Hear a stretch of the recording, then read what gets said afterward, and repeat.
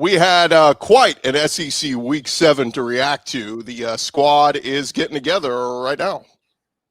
You're talking ball with the SEC squad.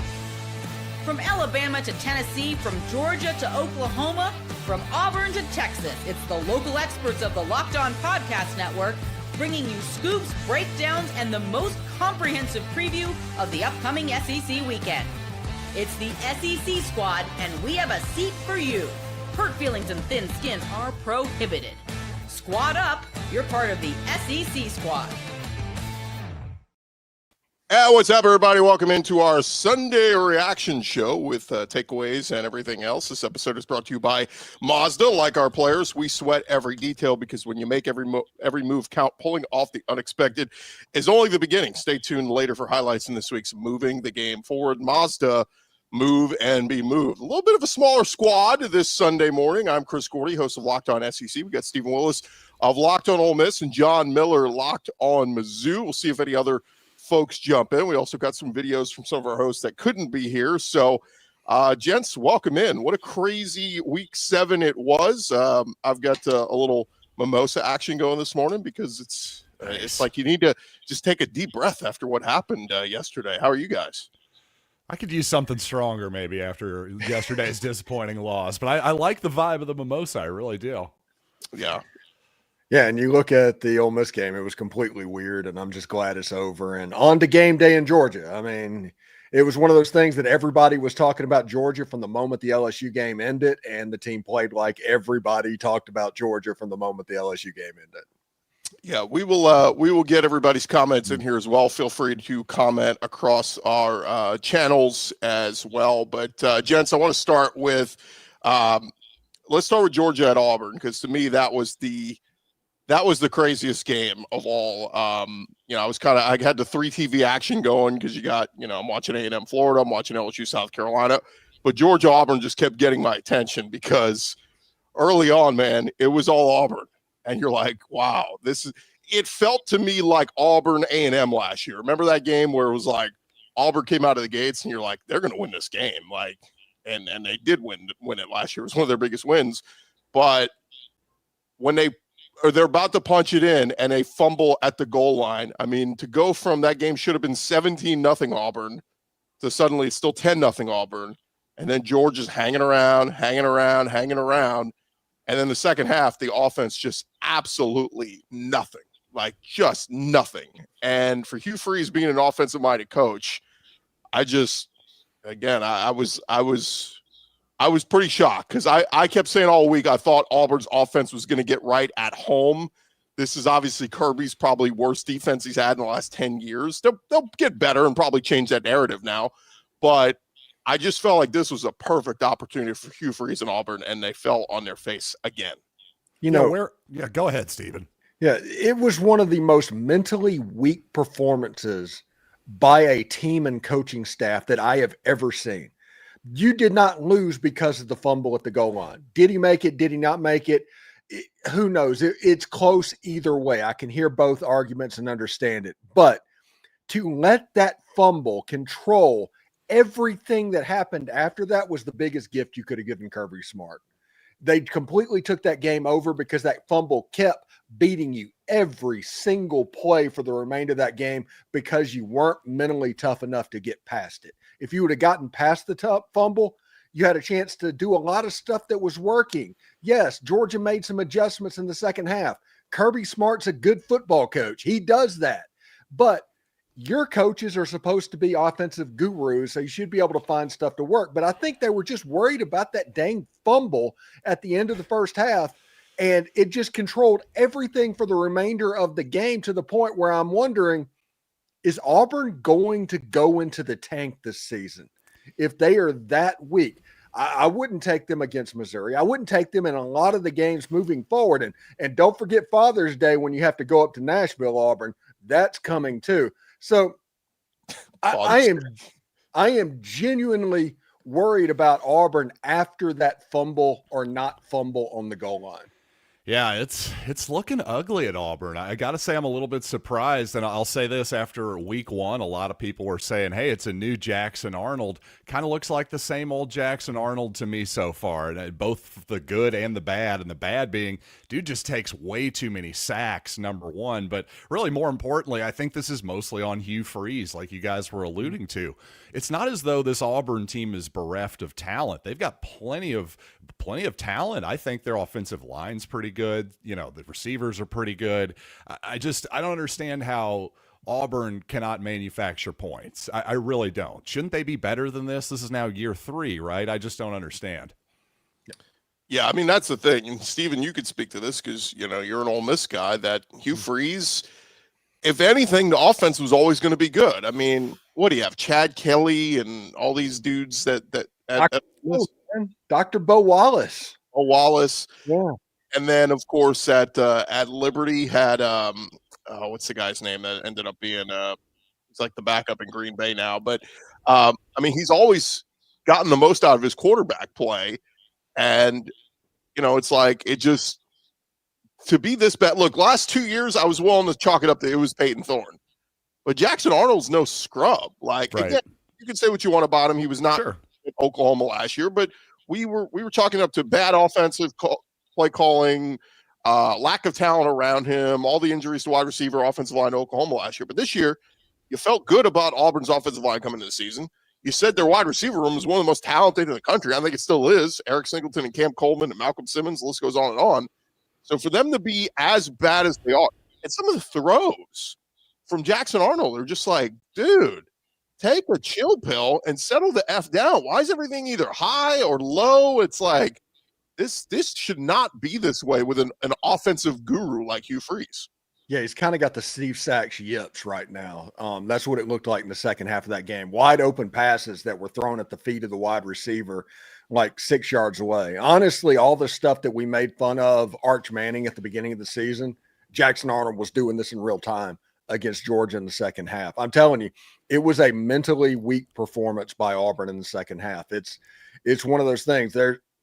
Every bit of narrative surrounding that Auburn program has completely changed. Zach Blackerby, who does Locked On Auburn, his reaction show last night it's up to like 25,000 views or something like that.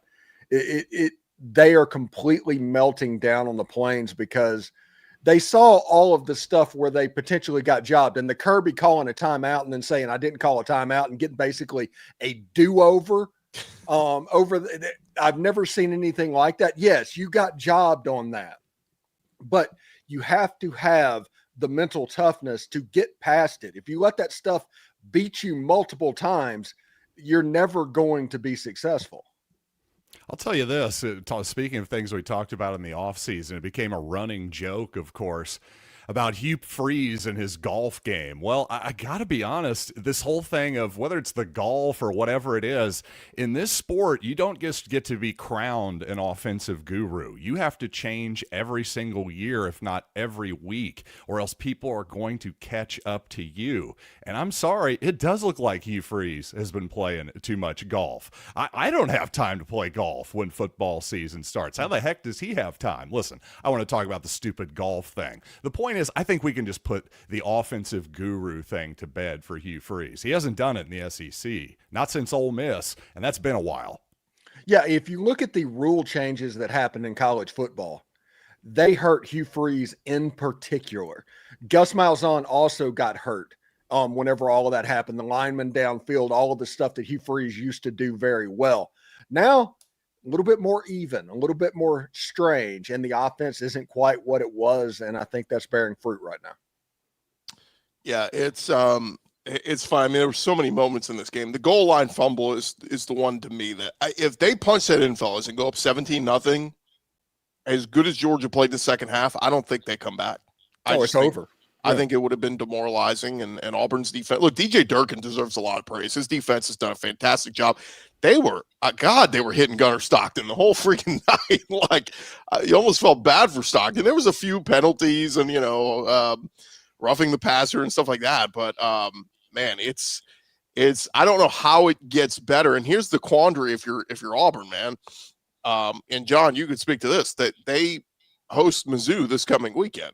Mizzou's going to want to bounce back after that tough, hard-fought battle against Alabama. We'll get into that in a little bit. But, like, if they lose this one, then they're at Arkansas. I mean, like, if you're Auburn, you're thinking about making a change.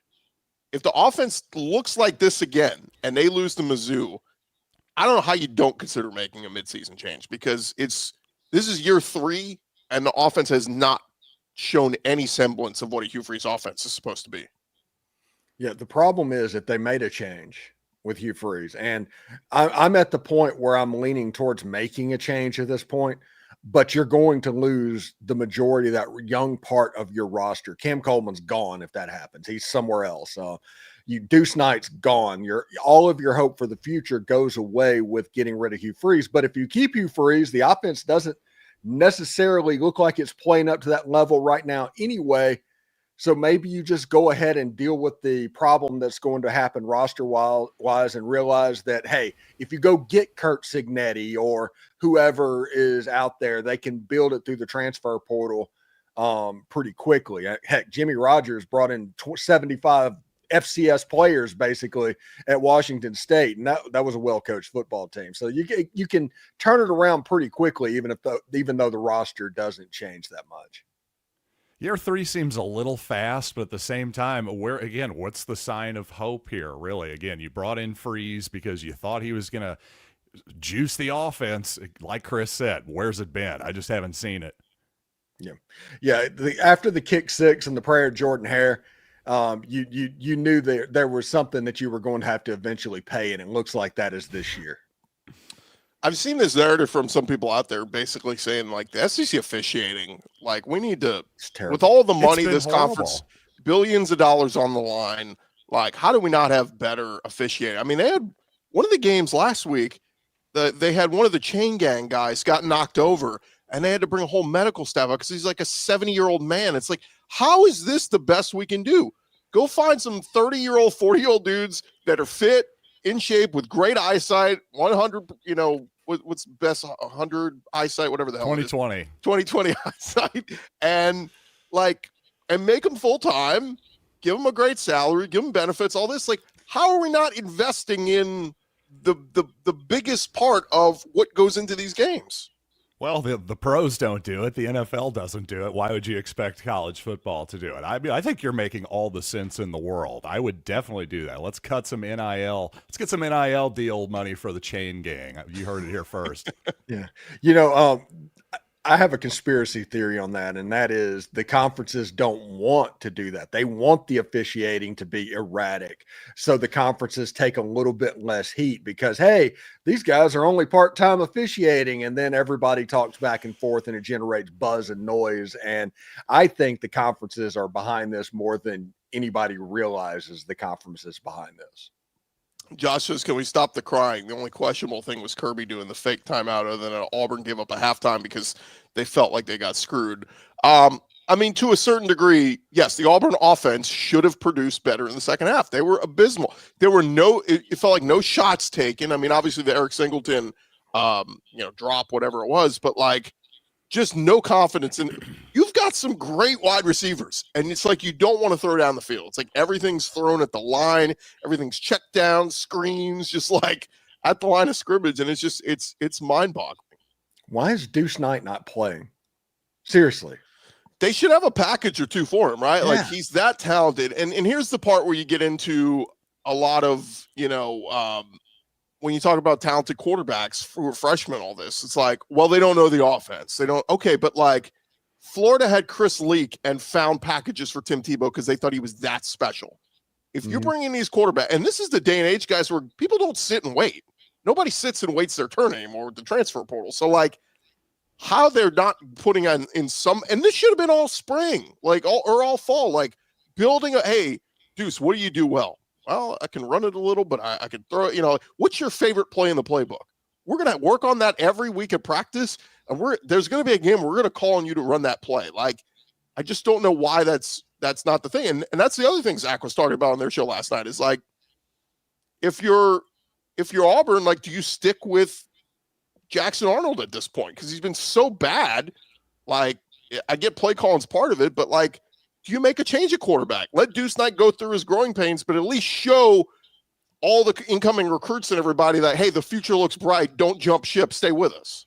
I think that makes a ton of sense. I mean, there's no reason to have any loyalty to Jackson Arnold or frankly, hardly anyone else in college football anymore. You're getting your money, pal. Go sit on the bench. That'd be my attitude. I mean, it may sound harsh, but this is a harsh league. Yeah. And honestly, remember, this is Hugh Freeze. So putting in a package for Deuce Knight might be putting him and sneaking him in at wide receiver and throwing that dang double pass that comes out about once every 2 years. Thanks to TW, Malik Willis, who I was thinking of at Liberty. But, again, like, it's track record for Hugh Freeze. What did y'all agree? I mean, Steven could give the best viewpoint on this, but, like, when Auburn hired Hugh, I was like, look, all the off-field stuff aside, I'm like, football-wise, this is going to work. Like, I think even Chris Marler was saying, like, they're going to compete for the SEC in year one with Hugh Freeze. And it didn't work out that way, but. Yeah, I think he got a little bit too much praise for what happened at Liberty, playing games against New Mexico State and that level, running through those. And everybody assumed by what he did at Ole Miss, he was able to jump back in. You're going to get that Hugh Freeze. But like I mentioned, the rule changes and stuff like that. Not to mention, this is honestly a different Hugh Freeze. As far as he's much more thin-skinned than he used to be. At Liberty, you had the things where he was climbing into people's DMs that was criticizing what was going on around the coach and all of that. Remember whenever he got hired at Auburn, they were worried about his Twitter account and stuff like that. This is a different Hugh Freeze. They're thin skin, and they're on total circle the wagons mode right now. They are worried about keeping their jobs. So, yeah, it's going to be weird. Hugh Freeze was never a good fit for Auburn. He just wanted another SEC job after Ole Miss. He could have stayed at Liberty for 20 years, won 10 games a year, and retired a legend in the College Football Hall of Fame. And now he's going to be 3 and done at Auburn like so many coaches before him. Could have, I mean, of course. I mean, like he coached a game from a hospital bed as well. I mean, my gosh. I mean, it's wild to me that the offense is so bad. Like, that's just, we thought that this offense would look a lot better under Hugh, and unfortunately it doesn't. What did you guys make of the Kirby fake time? I mean, on the replay, he is calling timeout. And then he comes back to the ref and goes, I was clapping. And the ref's like, oh, you were clapping? Oh, my bad. Well, then we won't charge you a timeout and we won't penalize you. Like, that's a little bit. Had this happened with Nick Saban, we all would have went, oh, God, SEC favoritism. But now it's Kirby. Saban's gone. Is Kirby getting the SEC favoritism? Oh, he absolutely is. And if you didn't call a timeout and they said that, fine. Take the 5-yard penalty. Don't try and game the system. I don't care if you were saying the defense is clapping or anything like that. That was the most egregious play. Not the fumble. That one was the most egregious play where you're like, something fishy is going on here, because there's no way that you can just get a mulligan after the play clock is going to run out when you have one timeout left. That would have been a big moment if Georgia would have lost that timeout. If, never mind the fact that they didn't use it for the rest of the game, but in that moment, that would have been a big deal. And I have no idea how that worked, where it's like, no, I didn't call timeout. It was, it was just the way it is. And they're like, okay, do over. We'll just snap the ball again and pretend like nothing ever happened. Yeah, speaking of terrible officiating, my goodness, that reminded me of the moment in the Missouri-Kansas game where the Tigers took a 15-yard penalty, so they were kicking off from their own 20 as if it were a safety, but it wasn't a safety. Eli Drinkwitz went, hey, can we free kick it here? And the refs went, yeah, go ahead.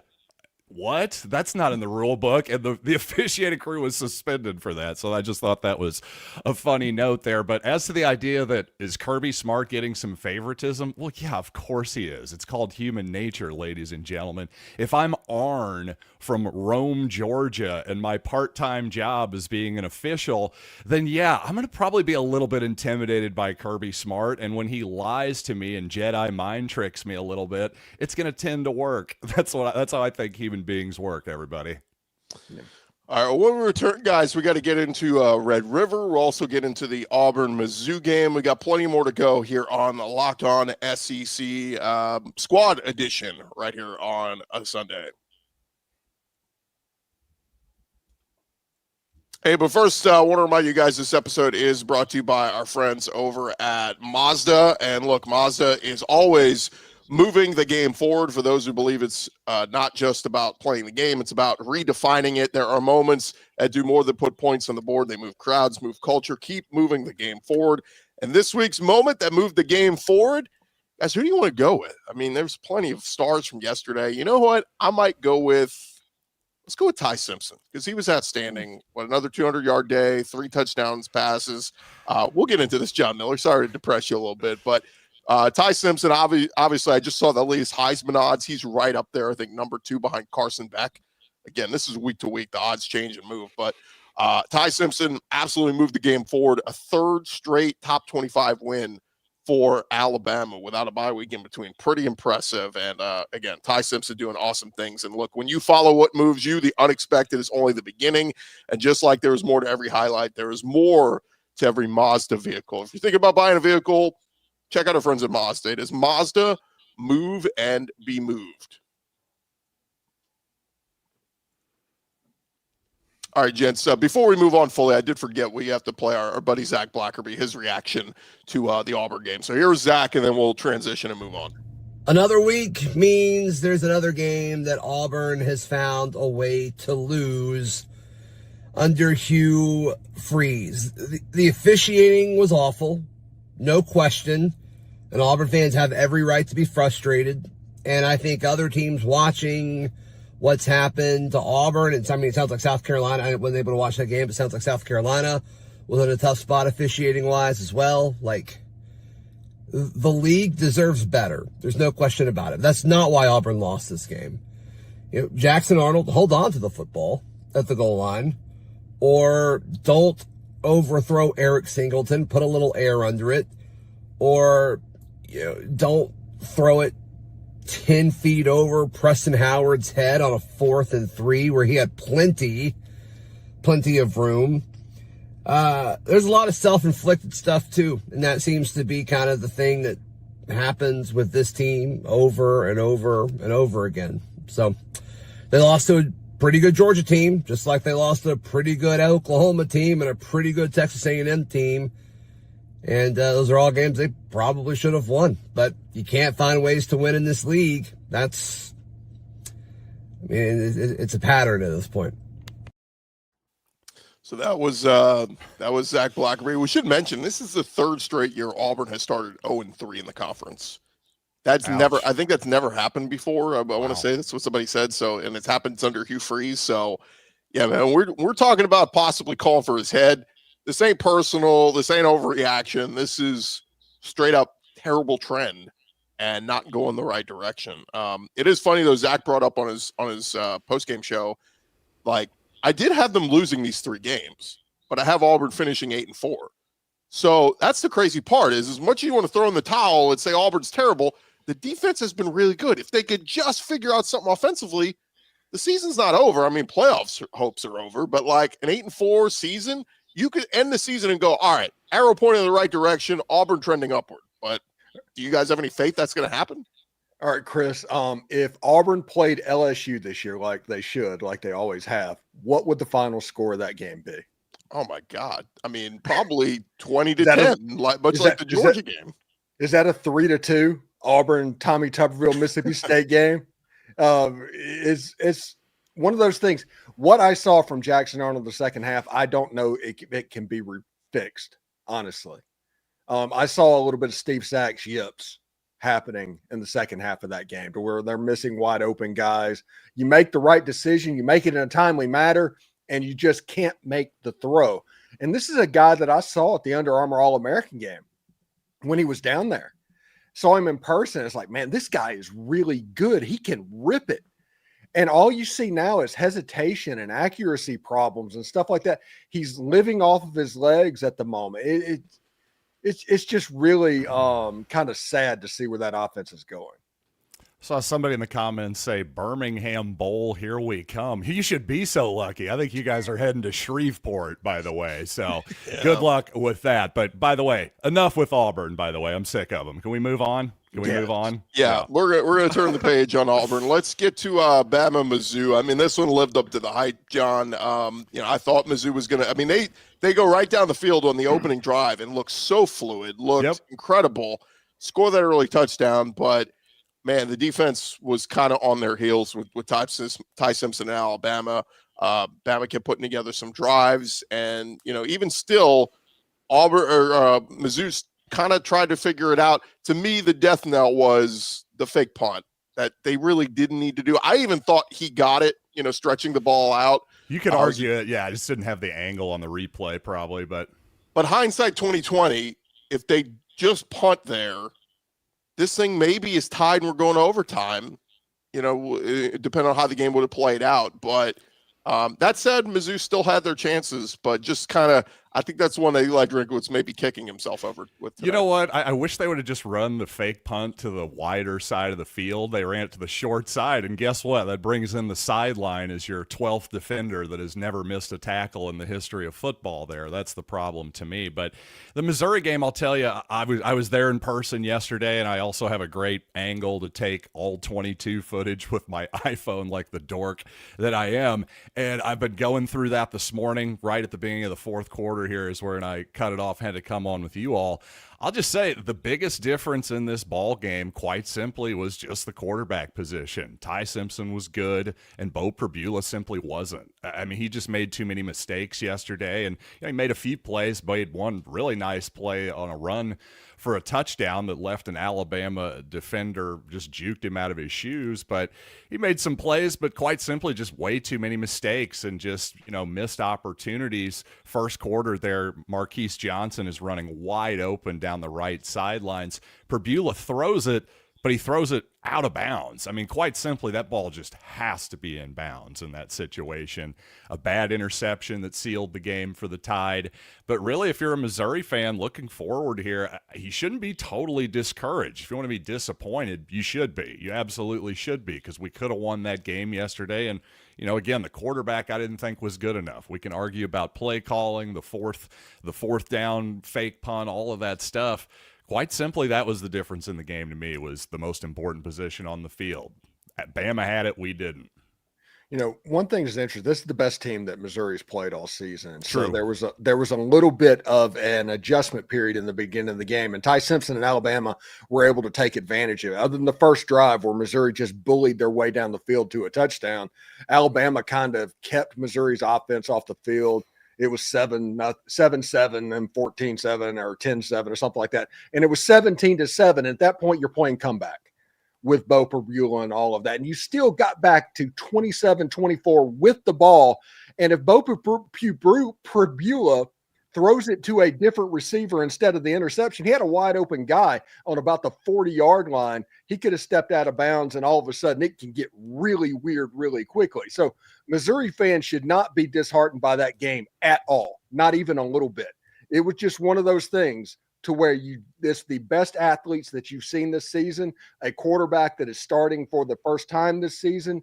He had to get used to the speed of the players on the other side of the field. He struggled a little bit, but they were able to fight back. I honestly, Missouri lost the game, but I'm very encouraged by that. And Alabama right now might be the best team in the SEC. Yeah, and I still think the league is pretty wide open at the top, relatively speaking. But yeah, I think you have to favor the Crimson Tide right now. I looked at their schedule and thought, really, especially, some people are saying, hey, maybe trap game for the Tide. I don't think so. You look at their schedule. If they win this game, the rest of their most difficult games are all at Bryant-Denny Stadium at home for the Tide. So, yeah, they're set up pretty well right now, I have to say. And Ty Simpson, as I said before, he's playing like the best quarterback in the league right now. Yeah, which is hilarious because he was a 5-star when he got recruited. So he was always a good player, but because he was good this year, everybody was freaking. They're like, "Wow, look at this guy! It's a great story." It's like, no, he was good all along. He's right. It just took him a while to get the starting job. So it's like, oh wow, he actually hung around. We're not used to those stories anymore, Steven. Grace says, let's be real, Probula alone didn't lose us that game. Yeah, but it also felt like one of those games where it was a reality check. Like, oh, you did this against Kansas and all these, crappier teams. Now you're playing a real team in Alabama, and suddenly Ahmad Hardy averaging 7 yards a carry isn't there against the Alabama. And this isn't like one of Alabama's best defensive fronts, but they just play so sound. They play so well, and they tackle well. How many times yesterday, like, God, if Mizzou just slips that one tackle, it would have been a big play. That's true. It just Alabama was very fundamentally sound. I think Kane Womack did a good job, and but I think Missouri was too, though. That's the thing, defensively and just generally speaking. Again, looking back at this game up front, I'm used to seeing. Obviously, as a Missouri fan, we play the Tide. There's a huge difference in the trenches. I thought it was much more of a stalemate in the trenches than anything. So again, I think the Tigers are for real. Unfortunately, they definitely let one get away from them there. To the commenter who said, hey, let's be real, it wasn't all Probula. I never said it was all Probula, but I'm telling you, go back and watch. There was mostly a stalemate in terms of talent, I thought, just overall. I think that was the difference in the game. And it wasn't just about Probula. I'm trying to give Simpson some credit, too. Did you see that touchdown pass in the back of the end zone there?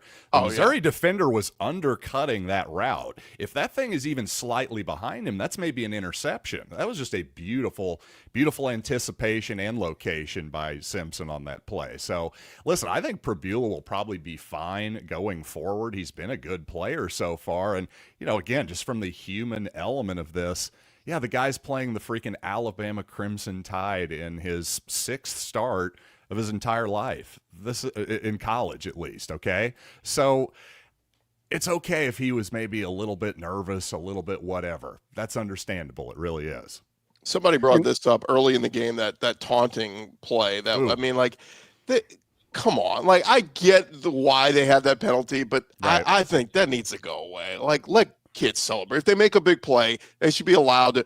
I mean, literally, it came up in his face like, yeah. Like, it wasn't like he threw him to the ground. Like, that, okay. But, like, taunting in the first freaking quarter, like, what are we doing, man? It's just people having emotion and let them have it. The other one I got to give a shout out, Lottie Brooks for Bama. My God, what a hell of a play on, I think it was 3rd down that set up a 1st and goal for that. I mean, like, Bama's got receivers, man. Yes, Isaiah Holt in a game where Ryan Williams nothing. Barely even played. I kept looking for him out there. I'm like, where's number 2? He didn't even play that much. I'd be interested to see the snap counts, but you're totally right. They got some dudes, man. Isaiah Horton, Cuevas had some nice I mean, they came up big. Or give credit where credit's due.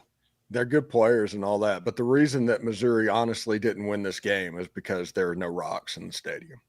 Oh, my God. Not the Rocks again. The Rock Empire. It's going to be back next season at least. All right, well, let's hear from – we heard John Miller's side of things. Let's hear a little bit from the other side of things. Do we have to? Our buddy Luke Robinson, who's at the airport. He would be on with us, but he's flying back from Kansas City. It's Luke Robinson with Locked On Bama in the Kansas City airport, heading home after Alabama's big win over Missouri, an undefeated Missouri squad that is very, very tough. They held Ahmad Hardy, who is a fabulous running back, to well under his average and looked really good in a lot of aspects. Ty Simpson continues to be incredible. Lots Brooks was fantastic with some huge clutch catches late. The defense did just enough. Yeah, on the first drive, they didn't look great, but then they really stepped it up. Bray Hubbard, he got juked on the touchdown run by Probula, but he ended up making a big interception late. And Dejon Lee, who had gotten hurt, also comes up with a big interception. Lots to be happy about if you're an Alabama fan now. It's on to a very tough game again for the 4th straight ranked opponent against Tennessee. But for now, just enjoy this Missouri win because it's a big one, and that's a team that could threaten to be in the college football playoffs. So there was Luke Robinson. Let's find our background here. There we go. It was just very interesting, guys. The thing I'll say too about Alabama these last couple weeks, the balls on Kalen DeBoer going forward on 4th down, showing confidence in his team. I think DeBoer is earning a lot of look. We all poo-pooed on him after week 1, the loss of Florida State, right? I mean, talk was about what week he's going to be fired. And We all did. these Luke did. My God, Luke was just killing him, honestly. So, yeah, we've turned it around, haven't we? now Yeah, look, that I'm Florida State loss is not looking great right now. I'm not No, going it's to not. jump all the way to, oh, Bama is back and they're what they were under Saban. That's not the case. But they're a really good team. In a year where we're finding out some teams aren't flawless. Like, True. Oregon yesterday, lose at home to Indiana. Like, there are a lot of teams, like the playing field is so much more leveled now. But I think what behooves Bama is they're going to host Tennessee at home this week. They're going to host LSU in first week in November. They're going to host Oklahoma. The Iron Bowl, we'll see what happens at Auburn at the end of the year. But, like, this thing sets up, Bama's playing with house money now. They got one more. They could still take a loss and 10-2, and they may be in Atlanta. The two teams that get to Atlanta may be both 10-2. So, that's what's going to be very fascinating to see over these next couple of weeks. But the reality is Bama's playing right now the last 5 weeks better than anybody, and I think we got to give a little bit of credit to them. Great comment here by Mang. The Ole Miss guy is fool. Well done. You should definitely you should put that on your cave, buddy. Good writing. Excellent job. That should be my banner on my Twitter. It really should account, be. Put that on your gravestone, buddy. That's good seriously. stuff. My God. All right. Well, when we come back, guys, we do have to get into Red River. What a hell of a game that one was. I had the two TVs going for all the games that were going on in the afternoon slate. But Texas, Oklahoma, we'll react to that coming up in just a second. But first, I want to remind you guys, of course, the NFL season is here, and coming up in less than half an hour, we will have the NFL slate and FanDuel. Of course, got that great offer going on right now. New customers can bet just $5, and you win $300 in bonus bets if you win. That's right. You pick a bet, you put down $5. If it hits, you'll unlock $300 in bonus bets to use across the app. Makes watching football that much more exciting when you got a little something riding on the action. And they've got all the SEC games up there as well. So if you like betting on college, if you like betting on pros, whatever it is, FanDuel's got something for everybody. Whether you're a casual fan or you love diving into the stats, FanDuel makes the game day experience so much better. So what are you waiting for? Go to FanDuel.com right now. Download the FanDuel app today and get started. And if you've never used them before, first time signing up ever, make sure you take advantage of that great offer. Bet $5 and you can win $300 in bonus bets if you win your first bet. That is at FanDuel.com. This episode also brought to you by our friends over at Monarch Money. Look, most people can't name all their financial accounts or even what they're worth, whether it's your 401k, your properties, your investments, whatever it is. If you don't have the full picture, you're probably leaving money on the table. John Miller knows all about this. That's why there is Monarch Money. It's an all-in-one personal finance tool that brings your entire financial life together in one clean, easy-to-use interface on your laptop or your phone. Monarch built for people with busy lives. If you put off organizing your finances, Monarch Money is just for you. They're going to do all the heavy lifting. You can link all your accounts in just minutes, see clear visuals on where all your spending is, finally feel in control of your money without ever using a spreadsheet. Don't let financial opportunities slip through the cracks. Use our code LOCKEDONCollege. You're going to get half off your first year. That is 50% off a full year at monarchmoney.com with our code LOCKEDONCollege. Go check them out today. All right, gents, as we get back into it, Red River, I call it the shootout, but rivalry game as they want to. Pew, pew, pew. I know, yeah, because God forbid we call something a shootout. That's in the same bin as the world's largest outdoor cocktail party, I think. Yeah, can't say that. Kids might drink, Yeah. By the way, buy thing. Grand Theft Auto 6 coming out next year. But man, this one was tough. I mean, look, when we heard all week that John Mateer was probably going to go, I kept wondering, is this a smoke screen? Is he going to play all this? It never really dawned on me, guys, that if he was going to play and not be 100%, he might be a liability. And as this game played out, John Mateer was a liability, man. He was not. I couldn't help but keep going. Gosh, maybe they give Michael Hawkins a drive. And I get it, a lot of people go, no. Hawkins would have been eaten alive by that Texas defense. Okay, but at the end of the day, John Mateer scored 6 points, was shut out in the second half. Kudos to Oklahoma defense. I thought they did a hell of a job, but Arch Manning and the Texas offense did just enough. Trey Wisner with 94 rushing yards, and Texas beats Oklahoma 23-6. Curious, you guys' thoughts on this one? Man, with the benefit of hindsight, how could I argue with the fact that they should have put in the backup quarterback? I mean, you've got Mateer out there. The hand is dangling and bleeding, and people are openly wondering if he opened the wound up or something. I mean, seriously, with the benefit of hindsight, it's obvious he shouldn't have played in this ball game. He wasn't ready, and to put him out there, boy, that was bad coaching on Brent Venable's part.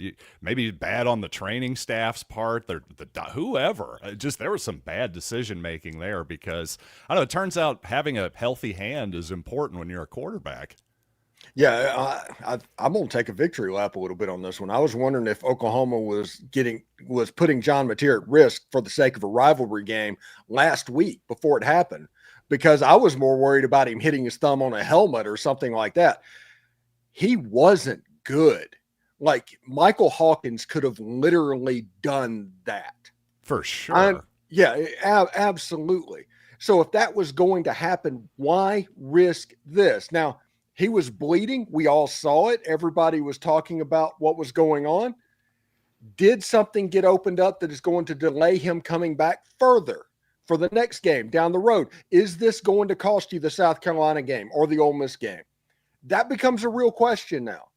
And if he comes back, can he be effective? Because if that John Mateer plays in the game against South Carolina or Ole Miss, Oklahoma's not winning that game. It doesn't matter where they're playing. So I think that John Mateer getting rushed back, because that feels exactly what they did for the sake of a rivalry.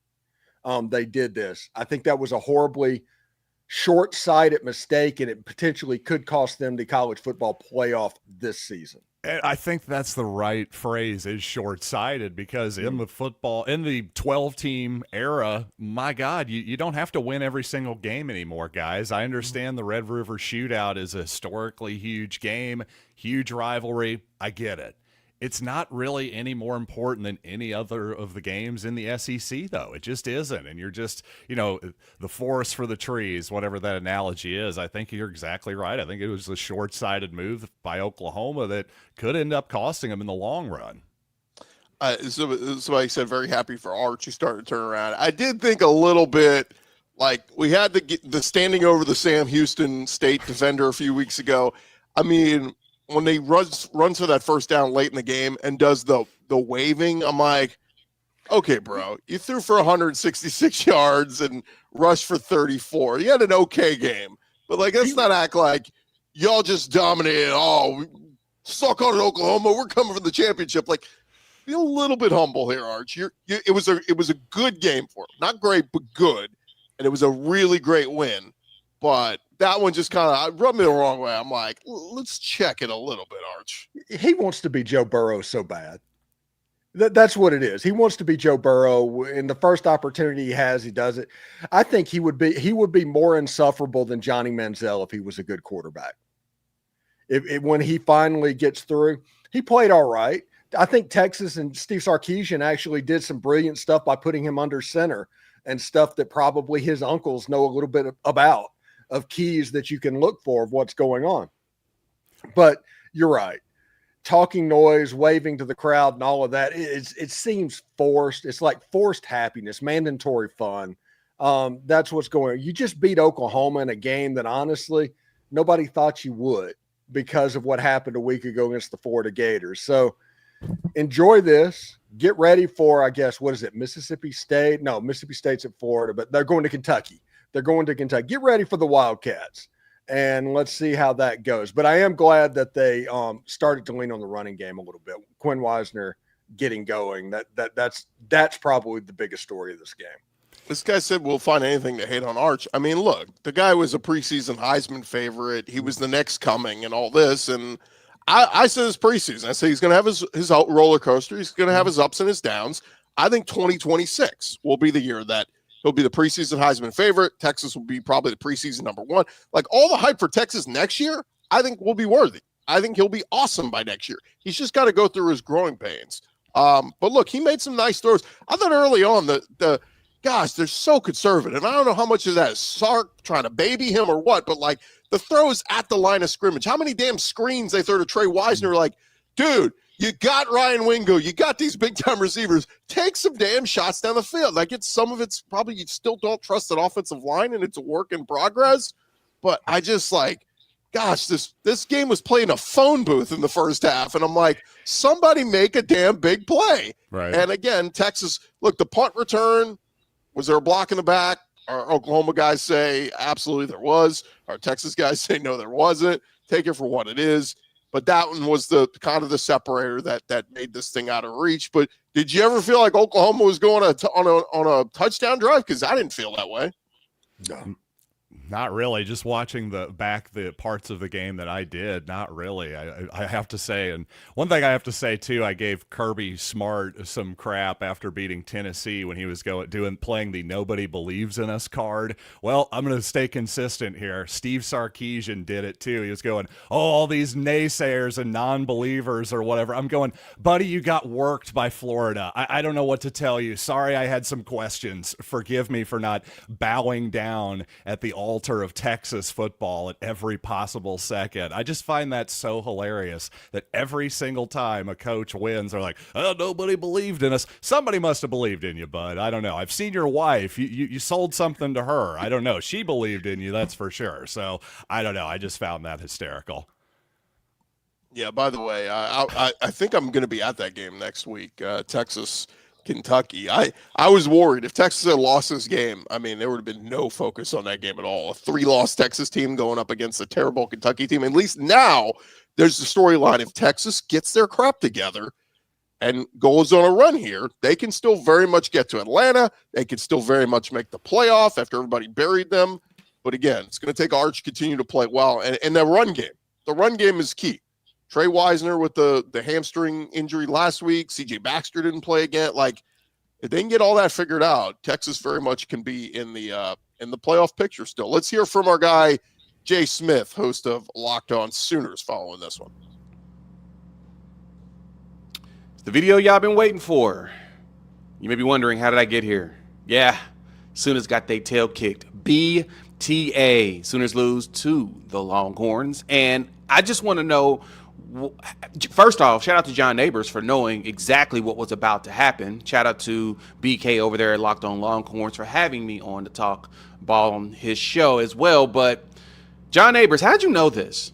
Like, did you do the body swap for the 2024 team to the 2025 team in the second half? Because second half was literally not a game that I thought we were actually going to be able to play. That was terrible. It was awful. We forgot how not only to play defense, but our offense was 100% the 2024 team. In that case, we probably should have played Michael Hawkins in the second half, but I digress. Sooners lost. Oh, well. Flush it, move on to the next game. Sucks losing to a rival, though. Really sucks, especially a Texas team that was struggling. But they played great ball. They showed up, and they showed that they actually wanted it more. So not going to make it because I'm traveling. As you can see by the fancy chair behind me, I will see y'all on the squad show. I promise you on Tuesday, I'm going to try my hardest to make it, and y'all can yell at me then. Jay Smith, Locked On Sooners. We'll talk soon. Man, that was awesome, by the way. He came from Versailles. I was halfway expecting him to tell us to let us eat cake. So real quick, just kind of talk about what's ahead for these two teams. For Texas, they're at Kentucky. They're at Mississippi State. So two, winnable environments. Mississippi State's better this year. They get Vanderbilt at home.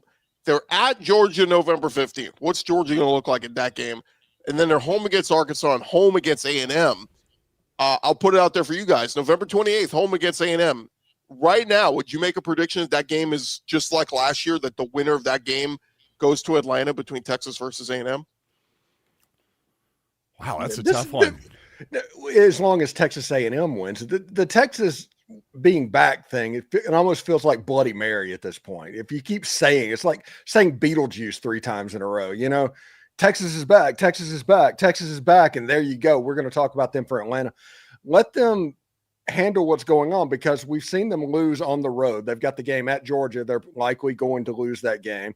A&M's going to be tough, and don't ever underestimate Arkansas in this deal. I mean, we've seen both sides of this, and I don't think that they're going to play an extremely high level for the rest of the season. They got the win against Oklahoma. I don't know how much of that was Oklahoma's doing, with kind of rushing John Mateer back, but I don't know if I would put Texas up towards the SEC championship talk right now. They're not Georgia. They're not Alabama to me. I can't go there either, especially we didn't even mention they still have Vanderbilt on the schedule too. Am I guaranteeing a win over Vanderbilt? Not whatsoever. I mean, I just saw them at least hang in there with the Alabama team that we were all just saying, hey, they're probably the favorites to win the league right now. So is it possible? Sure, it's possible. I just don't know that I think it's likely. I still have a lot of questions with Texas.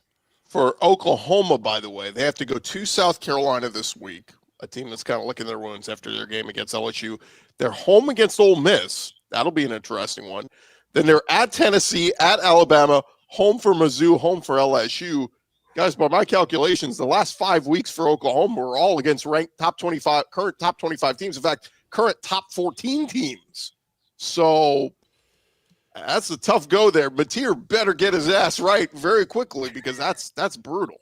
Yeah, it's rough. That season definitely it has the chance to get kind of ugly down in Norman, but also that's a good team too. It's just wow, that is a brutal stretch. But please tell me again how tough Indiana's stretch is in the Big Ten. Like, come on, it's like you know how easy it is to get up for one game a year. Like, oh, we got up for one game, we beat Oregon. Yeah, now you're going to go play like the crappy Purdue's and the Rutgers and all the crappy teams in the Big Ten. Penn State probably is sitting back going, baby. This is a hard schedule. This Big UCLA. Ten gauntlet that we had to go through. Not anybody can beat Northwestern. Never mind the fact that Tulane beat them by 21 points earlier this year. We just couldn't handle them at home. Penn State would probably disagree with your statement, Chris. Well, let's run around it real quick. We've got about 8 minutes left in the show. South Carolina, LSU beats them 20-10. An ugly game again offensively for LSU. Is better by Nussmeier. We kept hearing he needed to get to the bye week. He looked healthier. He looked like he was throwing better passes. But LSU gets to the red zone 3 times and leaves points on the table. One fumble at the 1 yard line. A Garrett Nussmeier interception in the end zone. It was one of those games where like this should have been a bigger blowout, but LSU just kept leaving the door open for South Carolina. So the one big takeaway I'll say is for LSU, their defense is legit. I mean, this felt very much like the DJ Lagway Florida game a few weeks ago. They just didn't have a good enough game plan against Trinidad Chambliss in the Ole Miss loss. But and LSU 5-1, I still call them a dangerous team because they have the possibility, guys, of putting it all together one week. And if they do that, maybe they could win at Alabama. Maybe they could win at Oklahoma. And this could be a 10-2 team. They're still very much in the picture, but I'm still very much looking at them, doubting them, going, at what point do we go, this is who you are? You're just a sloppy football team. Kind of feels like a Les Miles throwback LSU team to me. A team that has a bunch of talent, but just could never quite, a lot of times anyway, just could never quite put it together offensively. That's what this feels like to me. But a really good defense, like you say. If I was Brian Kelly, I'd be watching Kentucky film on repeat and figure out how they turn games into rock fights, because that is the best way for LSU. Make the game a rock fight, and you're likely going to win because it's going to be so hard for the other team to score. There's going to get turnovers. You're going to win field position. Brian Kelly needs to play each and every game by the numbers, to the point where unless you are inside the 30-yard line of the other team, you do not go for it on 4th down. You never give up a short field. Ball security is of the maximum importance. If they do that, the defense has a chance to win 9 or 10 ball games this year. The defense is one of the best in the entire country. Nussmeier can't play hero ball. They have to maximize ball security, running the football for what little bit they can do. And they also remind me so much of the 2024 Ole Miss team. Yeah, if LSU just had taken care of the football yesterday, that game would have been 30-10. They'd have blown out South Carolina. Instead, it was a close game into the 4th quarter. How about your game, Steven? I had to put this game on. I think you and I were the only ones in the squad chat watching this game, but I was like, what the hell is Ole Miss doing? In a game they were favored by, 30-something points? Yeah. They have to hang on for dear life to beat Washington State. What was that? This is what I think happen. Now, they're going to say all the right things for the coaching staff and all of that. I don't think they did much of anything in preparation for Washington State. They just wanted to Jimmy's and Joe's get past it. They saw the wet North Texas stuff. Ole Miss fans have been talking about Georgia since the end of the LSU game. Heck, Lane Kiffin talked about Georgia during the bye week and said that. And whenever in coach speak, the way it goes, I'm like, U.S. military equipment, what you hear about is only about 20% of what's actually there. So whenever they say they're spending 2 days working on Georgia, they're probably spending 5 days working on Georgia. And because of that, Jimmy Rogers, who's a heck of a coach of Washington State, he built a dynasty at South Dakota State, and they had a really good game plan. They beat them on a trick play early in the game, and they can throw the ball pretty well because Ben Arbuckle was there, and there was a little bit of concepts of what was going on. But Ole Miss was able to survive, and that's what they did, survive. And one thing that I saw in the chat was when Cam Newton made his run throughout all the year, it took a game-winning field goal at the end of the game to beat Kentucky. Whenever Tennessee did their magical run, it took Clint Sterner like fumbling the ball, trying to hold himself up. Ole Miss survived that game. Now you have game day in Athens. You have the game that everybody has been looking forward to seeing, and it should get a lot more interesting and fun from here. I know that last week was a chore. It was almost like having a second bye week as far as fan interest goes. And we will see. Ole Miss just survived that. They needed to survive that. They got the W, but Jimmy Rogers almost destroyed Ole Miss's season by all of these games that were going. Is that official? Is game day is going to Athens? Yes, game day will be at Athens. I saw SEC Nation is heading to Tuscaloosa. Yeah, game day will head to Athens for Ole Miss, Georgia. Look, here's the crazy part for me for Ole Miss, Stephen, is these next 2 weeks are their season at Georgia and at Oklahoma, and yet they could still lose both, and I think they'll run the table and be in as a playoff team. So that win over LSU was just massive because, again, it gives them a mulligan or two, and they can, again, lose both games. Look, if they split them, if they win one of at Georgia or at Oklahoma, even better. I mean, they'll be sitting there with a great chance to go to Atlanta. Yeah, it allows Lane to be Lane, honestly. If just joking about that, if they beat Georgia or Oklahoma, all of a sudden that gives you a mulligan against South Carolina or Florida if something weird happens, or God forbid, being a 2-loss team playing against Mississippi State in the Egg Bowl. I mean, that is every Ole Miss fan's nightmare right now of what that could mean. But yeah, it's a situation. They're sitting exactly where they want to be and exactly where they need it to be to have a real playoff discussion. Now it's just Georgia. Now it's Oklahoma. Put your best foot forward to go try to win one of those games and see what happens. Real quick, we didn't give any love to Texas A&M. Seeing some folks in the comments. The Aggies get it done against Florida. This one early looked like, is this going to be a shootout? But Florida never could get that offense going again after the first quarter. They were shut out in the second half, had just a field goal in the third quarter. They were shut out in the fourth quarter. I didn't see any of it, but I was impressed by the result. I'll just tell you that. I mean, if you want to be a believer in A&M, I thought Florida had a chance to make that interesting, and they appeared to just put it away in the second half. So I thought an impressive win. Again, I didn't see any of it. I'll be honest with you. I got a text message this morning that was talking about how there was a pretty cool embrace at the end of the game between DJ Lagway and Mike Elko. That might be something to keep an eye on in the near future, since Willis, Texas is right down the road from College Station to begin with. Yeah, I'll say this about A&M. Look, they've been impressive overall. Marcel Reed, man, he left some throws out there yesterday, though. The interception in the end zone was not a good decision. And it kept kind of like, you kept looking up and like Florida's within 7, and it felt like it shouldn't have been. Like it felt like A&M should have pulled away. They did pull away there in the fourth quarter. But to me, the Aggies are very much this. They've left Kyle Field once this year. And it was a game where they gave up 40 points at Notre Dame and needed a prayer and a hope on that game-winning touchdown pass. Give them credit. They found a way to win the game. But they're one play away from being 0-1 on the road. Their next 3 games are all on the road in the conference. At Arkansas, at LSU, and at Mizzou. These next 3 weeks are going to tell us who A&M really is. Again, give them credit. Tip of the cap. You won 3 great games at home. I don't want to disparage that. I'm just saying we're going to see a different A&M team, I feel like, when they have to leave the friendly confines of Kyle Field. Those fans are rocking though. I mean, 100,000 plus again, like for, I think somebody said like 9th straight sellout. They have been awesome. The home crowd's been awesome for A&M.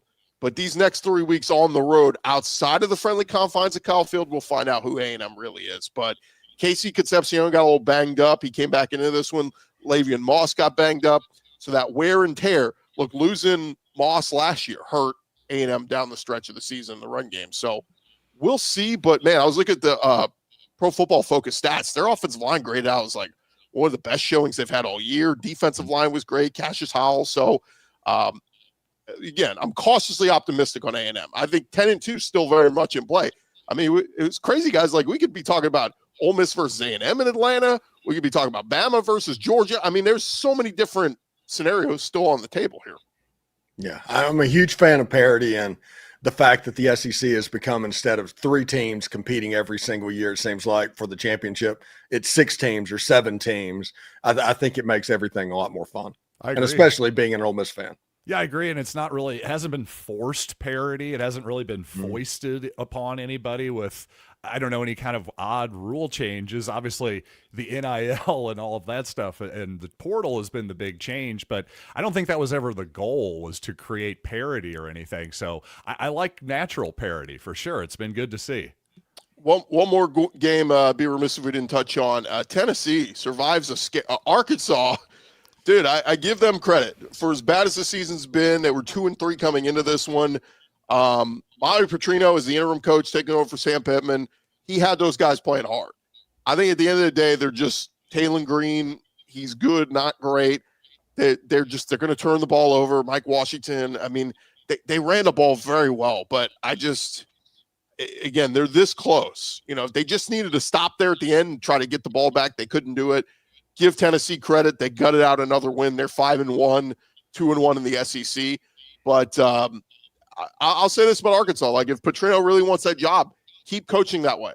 Keep coaching. Have these guys keep playing hard, because they're going to beat somebody they're not supposed to with through the rest of this tough SEC schedule. But for Tennessee, you gutted out a good win, and a win is a win. Yeah, real quick before we get out of here, Chris.